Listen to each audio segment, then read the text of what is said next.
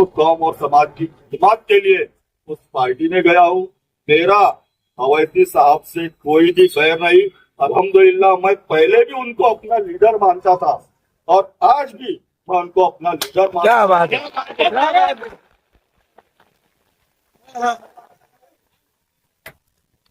तो बताना चाहूंगा कि अवैसी साहब के जैसा लीडर आज तक हिंदुस्तान में ना कभी क्या पैदा बात हुआ था, है। ना शायद कभी पैदा होगा। अवैसी साहब है अल्हम्दुलिल्लाह पूरे मुल्क के हालात को वहाँ पर लोकसभा में पेश करते हैं, हमारे हुकूक के लिए लड़ते हैं।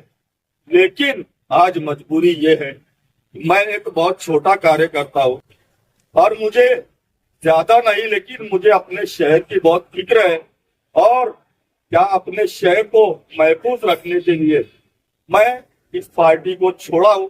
और आप लोगों ने देखा कि जिस वक्त लोकसभा में हम लोगों ने जो कांग्रेस की जो बचाओ मैडम है उसको चुनकर दिया, क्या ये हमारी गलती है? सिर्फ इसी वजह से कांग्रेस की शोभा बच्चाओं को चुनकर दे दिया। इसकी वजह से आप लोग देखिए मालेगांव जाकर कि मालेगांव के क्या हालात है। कई बेगुनाह लोगों को जाली दस्तावेज का बहाना करके उनको अटक किया जा रहा है, उनको जेल में डाल दिया जा रहा है। कई कई महीने उनकी जमानत नहीं हो पा रही है और वहां पर हमारे जो मजलिस के एमएलए है वो हाथ पर हाथ रखे बैठे हैं, वो कुछ भी नहीं कर पा रहे हैं। इस तरीके के काम अगर खुदा ना खास्ता नाउजुबिल्लाह अगर दुनिया में होते तो ये आपका भाई ये बातों को बिल्कुल बर्दाश्त नहीं करता, क्योंकि जज्बा है कौम और समाज की खिदमत करने का। और इसीलिए मैंने राष्ट्रवादी कांग्रेस में प्रवेश किया हूँ। मैं उप महापौर बना, आप लोगों ने देखा उप महापौर रहते हुए भी अल्हम्दुलिल्लाह मैंने इस तरीके से कौम की खिदमत की, अपने शहर के काम किए कि लोग ये कहने पर मजबूर हो गए कि उप महापौर हो तो फारूक शाह के जैसा। इनके जो आका थे, इनके जो बाबा थे, इनको कभी हमारे लोगों की फिक्र लाहक नहीं हुई। इन्होंने कभी ये नहीं सोचा कि हमारी जो मुस्लिम महिलाएं है, जो हमारी मुस्लिम खवातीन है, उनकी जच्चा खाना नहीं है, उनकी डिलीवरी के लिए प्रॉब्लम होते हैं, दूर जाना पड़ता है। ये आपके भाई को फिक्र लाहक हुई, बेहतरीन एक जच्चा खाना हमारी औरतों के लिए बना कर दिया। जो हमारी खवातीन अनाज के लिए भटका करती थी, उनको कभी उसके ऊपर रहम नहीं आया। अल्हम्दुलिल्लाह मैंने, मेरी महिलाओं की टीम ने कई हजारों लोगों को अनाज मुहैया करने का काम किया। उसके बाद भी आप लोगों ने देखा कि मैंने न सिर्फ तरक्याती काम किए बल्कि मस्जिद के काम किए। मैं वक्फ बोर्ड का मेंबर होते हुए न सिर्फ शहर की बल्कि इतराफ के जितने इलाके जहाँ जहाँ के लोग मेरे पास आते थे उनका रजिस्ट्रेशन मैंने करवाया। आप लोगों ने देखा कि जितने हमारे दीनी दर्शगाह है, जितने कब्रस्तान है, न सिर्फ शहर के बल्कि हमारे देहात के इतराफ के जितने कब्रस्तान थे जहाँ पर हमारे बुजुर्गों की कब्रों की बेहुरमती होती थी, लेकिन इनके आकाओं ने कभी उस पर ध्यान नहीं दिया कि आपके फारूक शाह ने उन तमाम कब्रस्तानों को महफूज करने का काम। आज भी आप लोग देखिए, आज मैं आमदार नहीं हूँ लेकिन अल्हम्दुलिल्लाह 500 गरीब बच्चों को मुफ्त में तालीम मैं देता हूँ। क्या आप लोगों को पता है साथियों? जाकर देखिए मेरा स्कूल में, वहाँ पर सब जो गरीब बच्चे पढ़ते हैं उनसे ना किसी किस्म की फीस ली जाती है, ना उनसे किताबों बयाजों का खर्च लिया जाता है, ना उनको लाने ले जाने के लिए किराया मांगते हैं। ये पूरा हम हमारी तरफ से किया करते हैं। यहाँ पर जो अंजुमन चलती है उनकी तमाम पगार हम हमारी जेब से देते हैं। ऐसे कई काम है। मैंने एक बेहतरीन दवा खाना शुरू करवाया था और वहाँ पर हक्कुल ईमान आप लोगों को बताता हूँ कि मैंने उस दवा खाने से एक नया पैसा मैंने अगर कमाया हूँ तो मेरे लिए हराम होगा। मैं हर महीने उस हॉस्पिटल में तकरीबन 2 लाख रुपए अपनी जेब से डालकर और गरीब मरीजों के लिए हम लोग काम किया करते। इस तरह की हमारी खिदमत है हमारी कौम के लिए। हमने देखा कि हमारे कौम की गरीब बच्चियां जो कई उनके बाप उनकी शादियों के लिए परेशान है, ब्याज से पैसे लेते हैं, हमने उन लोगों के लिए इज्तिमाई शादियों का हमने सिलसिला शुरू किया। और न सिर्फ आमदार रहते हुए बल्कि आप लोगों ने देखा कि उसके बाद भी आमदार ना होते हुए भी अल्हम्दुलिल्लाह हमने दर्जनों गरीब बच्चियों का निकाह करवाने का काम किया। और इंशाअल्लाह जब तक मुझ में ताकत है, जब तक मुझ में हिम्मत है, इंशाअल्लाह ताला इसी तरह से कौम की खिदमत को अंजाम देता रहूं। अभी आप लोगों ने देखा कि भाई मुझे मजलिस को छोड़कर राष्ट्रवादी कांग्रेस पार्टी जिसने भाजपा से गठबंधन किया है उसके यहाँ क्यों जाना पड़ा।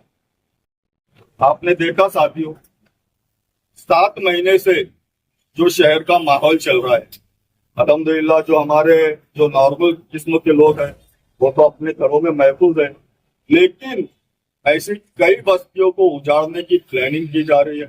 पूरे शहर के गरीब लोगों को परेशान करने का काम किया जा रहा है। इसके पहले भी आपने देखा कि एमएसईबी की रेड गिराई गई, नासिक से फौज बुलाई गई, कई स्क्वाड आए, लेकिन उनको मैंने बोल दिया कि तुम लोग क्या क्या काला करते हो मुझे सब अच्छी तरह से पता है। अगर तुमने किसी भी तरह की कार्रवाई अगर मुस्लिम इलाकों में की तो तुम्हारा सबका फंडा फोड़ करूंगा और तुम तमाम लोग जेल की हवा खाओ। अल्लाह का शुक्र है उस वक्त भी हमने उनसे मुकाबला किया, लेकिन आज हमने देखा, आज मैं जो सच है अपने मुंह से बोलूंगा, चाहे वो मेरे नगर सेवक हो, चाहे मेरे कार्यकर्ता हो, चाहे मेरे पदाधिकारी हो। अगर उनको बुरा लगे तो कोई बात नहीं, लेकिन जो सच्चाई है मैं आप लोगों के सामने पेश करना चाहूँ। किसी शायर ने कहा है कि देखी गई ने मुझको अंधेरे की सरकशी, देखी गई ना मुझसे अंधेरों की सरकशी, फिर से चिराग बन के निकलना पड़ा। अंधेरों की सरकशी से चिराग बन के निकलना पड़ा मुझे। और आज मजबूरन हमने देखा कि इन 7 महीने में जो हमारे करीब के जितने लोग थे सब हमसे दूर जा चुके थे। किसी भी तरह के मामला आए, ये हमारी दीपा मैडम, हमारा शहबाज, हमारा अकीला मैडम, फातिमा मैडम, रफीक पठान, ये 2-4 लोग सिर्फ आकर और उसका मुकाबला करते थे, लेकिन उससे पुअर शो होता था। आप लोगों ने देखा कि जब कॉटन मार्केट का जब मामला आया कोई नहीं आया हमारे साथ। यहाँ तक के मुझे यहाँ तक की बात मालूम पड़ी कि तुम्हारे जो नगर सेवक है उसमें से चंद नगर सेवकों को छोड़कर वो राष्ट्रवादी में या तो शिवसेना में जाने की तैयारी कर रहे हैं। मैंने बहुत बर्दाश्त किया, मैंने कोशिश की, अपने पदाधिकारियों को जमा किया, उनको बोला कि तुम लोग आंदोलन करो, मैं तुम्हारे पीछे हूँ। तुम लोगों के पीछे इतना मजबूत सहारा होने के बाद भी तुम लोग, आज आप ये सोचिए कि पिछले वक्त में सिर्फ 46,000 लोगों ने हमसे वोट दिया था, लेकिन इस वक्त में 75,000 लोगों की जिम्मेदारी हम लोगों पर आई होती है। और खास करके जो मुस्लिम तबका है, तो मुस्लिम तबके के ऊपर अगर किसी भी तरह की आंच आए तो उसको अपनी जिम्मेदारी समझकर हमको उसको हल करना पड़ेगा। कई मरतबा मैंने मीटिंगें ली, वो मीटिंग में पहले तो ऐसा था कि जिस वक्त मैं निधि लाता था, फंड लाता था, एक गर्दी हो जाती थी जमा से।